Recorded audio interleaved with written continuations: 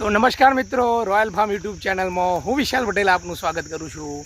તો આ વ્લોગમાં આજે જોઈશું કે અમારા તલ અહીંયા ઊભા હતા, જેને સૂકવ્યા બાદ અમે હાર્વેસ્ટર મારી લીધું છે।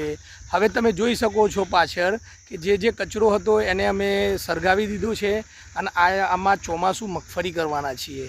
તો એના માટે જમીન પોચી કરવી પડશે, સાથે સાથે જે ઉપર તલ ખરેલા છે એ નિંદામણ તરીકે ઉગી નીકળશે।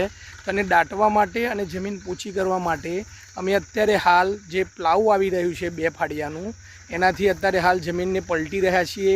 જેથી ફાયદા એ થશે ખેડૂત ભાઈઓ કે જમીન પલટવાથી જમીન પોચી બનશે।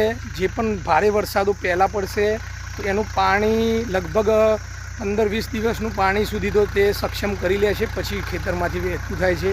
સાથે સાથે જમીનમાં જે નીચે ઠરેલા તત્વો છે, પોષક તત્વો છે, એ બધા ઉપર આવશે જે આગળના પાકોના છે, અને જમીનનું જે નિંદામણ થયેલું છે આ તલનું એ બધું થોડુંક નીચે જશે, જેનાથી ઉપર ઓછું આવશે। તો આ વ્લોગમાં જો કોઈ તમને પ્રશ્ન હોય તો તમે કરી શકો છો।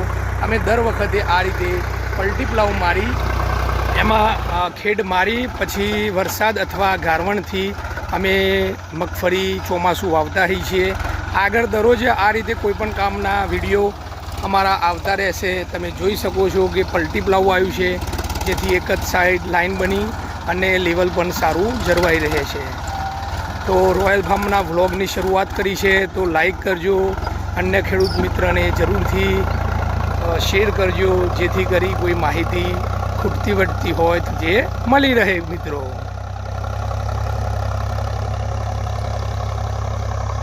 આ રીતે 1 થી 1.5 ફૂટ સુધી જમીનની પલટી થઈ જતી હોય છે મિત્રો।